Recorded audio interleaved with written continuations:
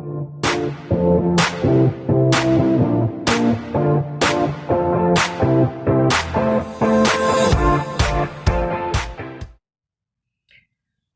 dia, turma.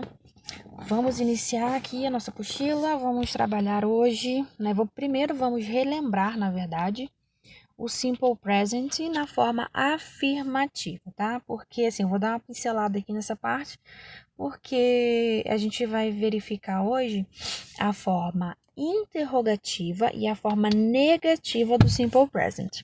Vamos lá. Assim como eu falei na aula passada com vocês, na terceira pessoa do singular, quais são os sujeitos que ficam na terceira pessoa do singular? He, she e it. Se vocês repararem na tabela da apostila de vocês, vocês vão verificar que eles estão em negrito, as frases estão em negrito, até que mesmo está em negrito. Deixa eu tentar aproximar um pouquinho aqui a tela. Ó, está em negrito. Então, a gente tem, gente, as raízes, né, dos verbos para os quais vocês vão acrescentar S, ES ou IES. Quando, gente? Quando a gente tem os verbos que terminam com O, SH, X, SS ou CH. Aí a gente acrescenta ES. Agora, quando a gente tem o verbo que termina em Y, cuidado com esse daqui, pessoal. Quando termina em Y e antes do Y tem uma vogal, só acrescenta o S.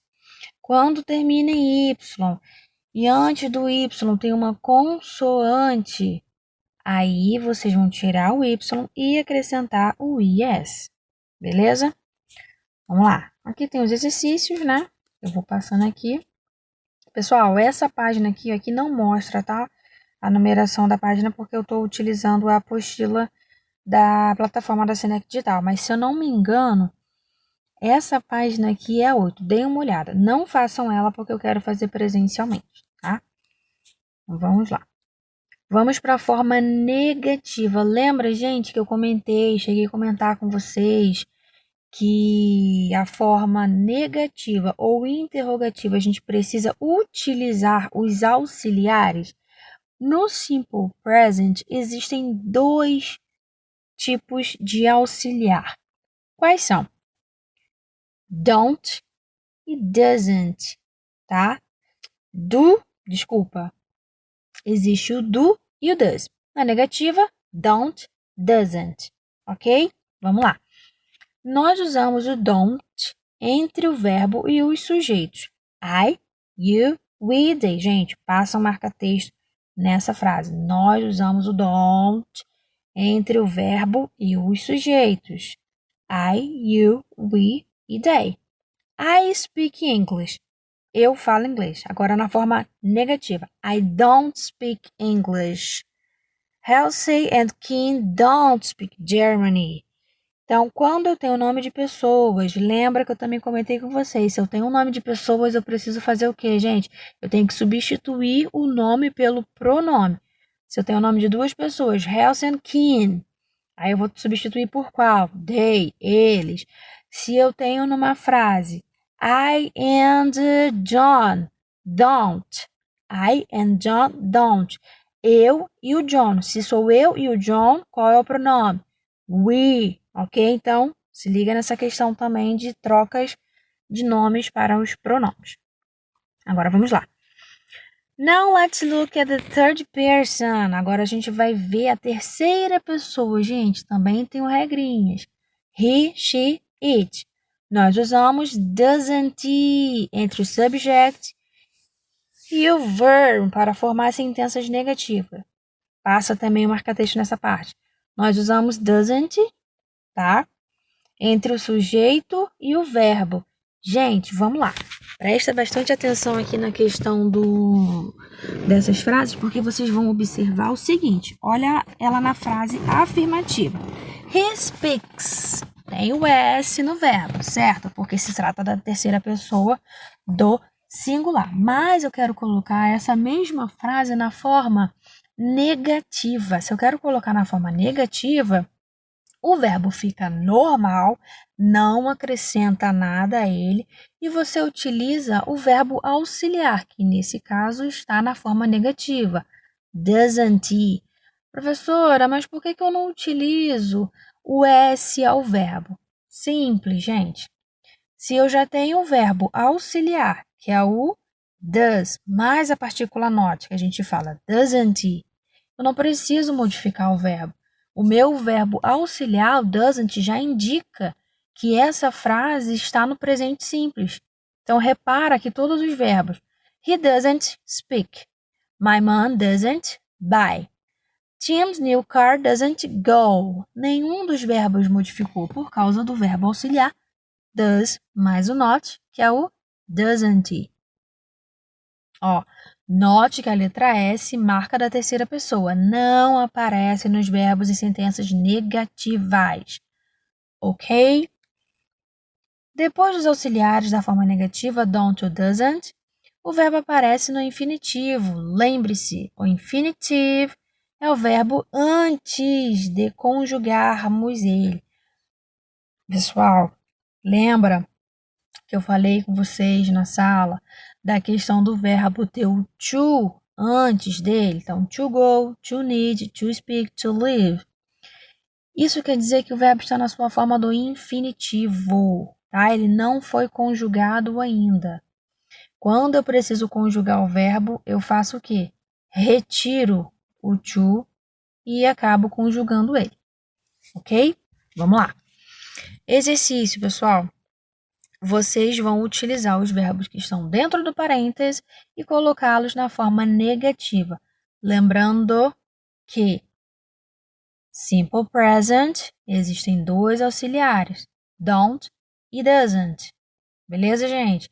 Então, olha o verbo, preste atenção no sujeito e vê qual é o tipo de auxiliar que você vai precisar utilizar, se é o don't ou se é o doesn't. Feito o exercício, a gente vai para o próximo. As frases, observa, tá? Que as frases estão na forma afirmativa. Vocês vão transformar essas frases para a forma negativa. Gente, se liga no seguinte. Se as frases estiverem na terceira pessoa do singular, vocês sabem que os verbos vão estar com S, ES ou IES. Preste atenção.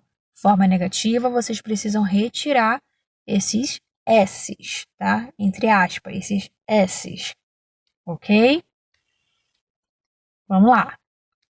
Vamos agora à forma interrogativa do Simple Present.